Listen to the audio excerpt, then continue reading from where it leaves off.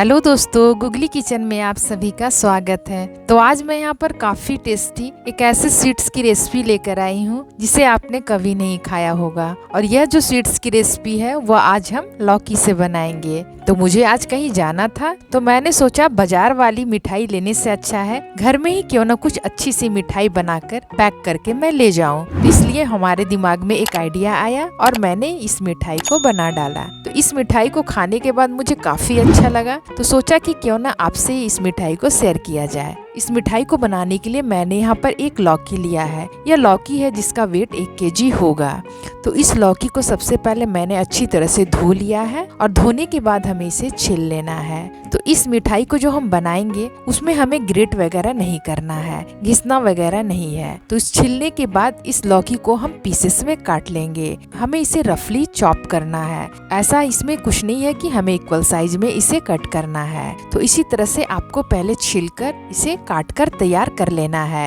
ये इतने आराम से बन जाता है और इसमें एकदम आपको मेहनत नहीं लगेगा बनाने में। तो एक बार आप इस लौकी से बनी हुई मिठाई को जरूर ट्राई कीजिएगा।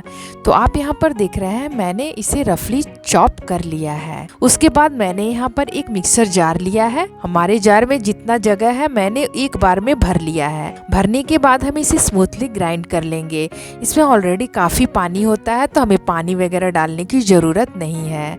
तो आप यहाँ पर देख रहे हैं मैंने एकदम स्मूथली सा पेस्ट बनाकर तैयार कर लिया है। तो चलिए अब हम इससे मिठाई बनाना शुरू करते हैं। तो उसके लिए मैंने यहाँ पर एक पैन लिया है। पैन में हम 1 चम्मच शुद्ध देसी घी डालेंगे। यहाँ पर हमें घी वगैरह भी ज्यादा नहीं डालना है, बस 1 चम्मच घी काफी है। उसके बाद पिसे हुए लौकी को हम इसमें डाल देंगे और इसे हम मिलाते रहेंगे। हमें इसे तब तक मिलाना है जब तक कि इसका पानी हल्का सूख न जाए, क्योंकि अभी आप देख सकते हैं ये काफी गीला है। इसे हमें हाई फ्लेम पर जल्दी जल्दी मिलाना है ताकि इसका पानी तुरंत सूख जाए। मिलाते वक्त ये थोड़ा बहुत छिटा भी पड़ता है, तो आपको इसे सावधानी से चलाना है, क्योंकि फ्लेम जो है वो बिल्कुल हाई रहता है, उस समय छीटा पड़ सकता है। इस कारण आपको इसे थोड़ी सावधानी से चलाना है। तो आप यहाँ पर देख रहे हैं मैंने हाई फ्लेम पर इसे मिलाकर तैयार कर लिया है। आप इसकी कंसिस्टेंसी देख सकते हैं, इसका पानी भी काफी सूख चुका है, लेकिन वह अभी भी उतना सूखा हुआ नहीं है जितना हमें इसे सुखाना है। इस रेसिपी को बनाने में ना ही हमें दूध की जरूरत है, ना ही मावा की जरूरत है और ना ही किसी तरह का चाशनी बनाकर हमें तैयार करना है। तो जब इस तरह से आपको देखने से लगे कि इसमें हल्का पानी है, हल्का स्मूथ है, तो इस स्टेज में हमें फ्लेम को ऑफ कर देना है। तो आप देख रहे हैं मैंने इसे 5 से 10 मिनट के लिए छोड़ दिया था, तो यह कुछ ठंडा हो चुका है। उसमें हमें 1 कटोरी मिल्क पाउडर डालनी है। यहाँ पर जो मिल्क पाउडर मैंने लिया है वह स्किम्ड मिल्क पाउडर है। किसी भी ब्रांड का आप स्किम्ड मिल्क पाउडर यहाँ पर यूज कर सकते हैं। उसके बाद हम इसे अच्छी तरह से मिला लेंगे। अभी मैंने फ्लेम को ऑफ रखा है, अभी ऑन नहीं किया है। ज्यादा गर्म चीज में यदि आप मिल्क पाउडर को मिक्स कीजिएगा तो मिल्क पाउडर में बहुत जल्दी गुठलियां पड़ जाती है और जिसे हमें फिर मिलाने में काफी परेशानियों का सामना करना पड़ता है। तो ये छोटी छोटी बातों को आप ध्यान में रखिएगा, तो आपकी मिठाई काफी अच्छी बनेगी। जब मिल्क पाउडर इसमें अच्छी तरह से मिल जाए उसके बाद हम फ्लेम को ऑन कर देंगे और ऑन करने के बाद हम इसे थोड़ा सा और मिला लेंगे ताकि यह थोड़ा सा और सख्त हो जाए। तो आप यहाँ पर देख रहे हैं यह थोड़ा सा और सख्त हो चुका है और मिल्क पाउडर इसमें मावा का काम करता है। मावा वाला टेक्सचर और मावा वाला स्वाद लेकर यह आता है।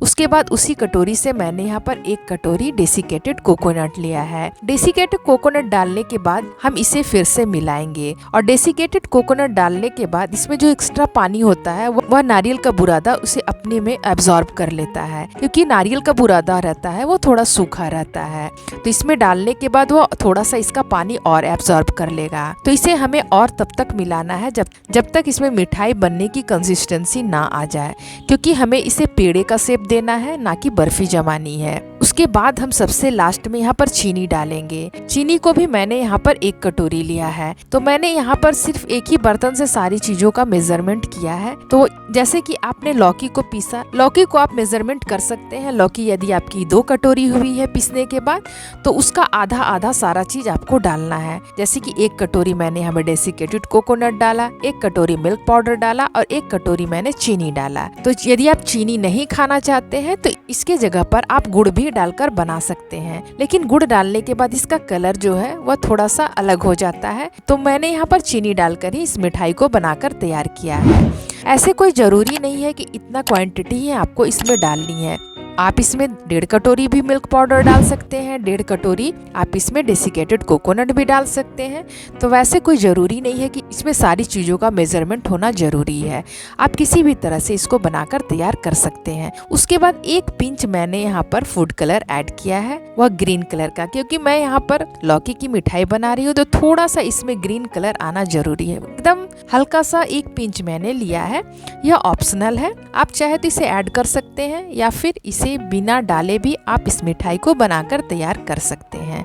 लेकिन कलर डाल देने के बाद यह मिठाई और भी ज्यादा खूबसूरत हो जाता है, तो मैंने थोड़ा सा इसमें फूड कलर को ऐड कर लिया है। तो आप देख सकते हैं मिलाते हुए यह कलर काफी अच्छा आ चुका है और यह देखने में भी काफी अच्छा लग रहा है। इस तरह से हमें मीडियम फ्लेम पर इसे मिलाते हुए पका लेना है। तो आप देख रहे हैं यह काफी सख्त हो चुका है। तो सबसे लास्ट में हम इसमें इलायची पाउडर डालेंगे। हर मिठाई की जान होती है इलायची पाउडर। इलायची पाउडर डालने से टेस्ट काफी ज्यादा बढ़ जाता है। आप देख सकते हैं इसकी कंसिस्टेंसी एकदम सूखी हो गई है। यह आराम से मिठाई बनकर तैयार हो जाएगी। यदि आप इसे चेक करना चाहते हैं तो थोड़ा सा हाथों में उठाइए और इसकी गोलाई बनाकर देख लीजिए। आपके हाथों में यह नहीं चिपक रहा है, यानी ये मिठाई बनने के लिए बिल्कुल रेडी हो चुका है।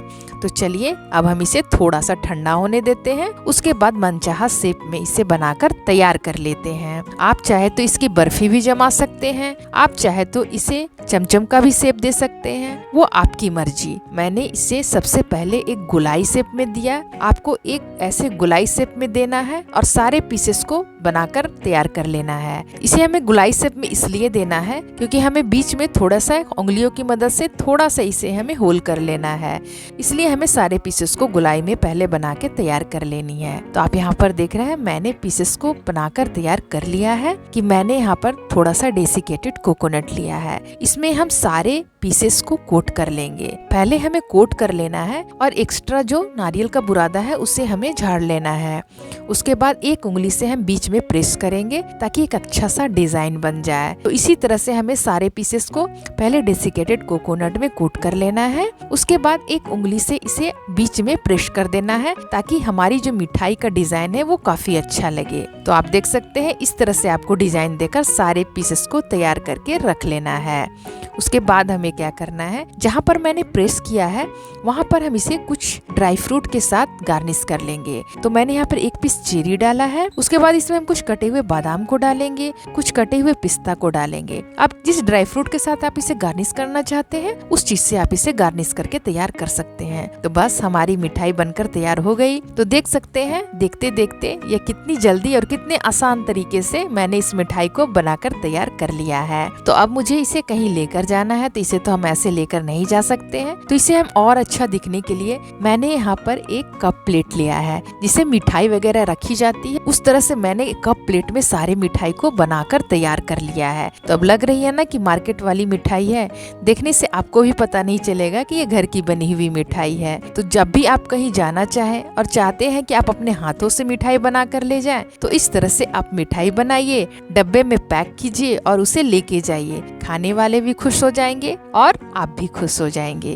तो हमारी मिठाई बनकर बिल्कुल रेडी हो चुकी है। एक मिठाई को तोड़कर मैं आपको दिखला देती हूँ कि इसका टेक्सचर कैसा है। तो आप यहाँ पर देख रहे हैं हमारी मिठाई जो है वो कितनी सॉफ्ट बनी हुई है। यदि मेरी लौकी की मिठाई की रेसिपी आपको पसंद आए तो मेरे वीडियो को लाइक करें, मेरे चैनल को सब्सक्राइब करें और ये रेसिपी कैसी लगी है मुझे कमेंट्स बॉक्स पर जरूर बताएं। तो आज के लिए बस इतना ही। अगले वीडियो में आपसे फिर मुलाकात होगी, तब तक के लिए गुड बाय।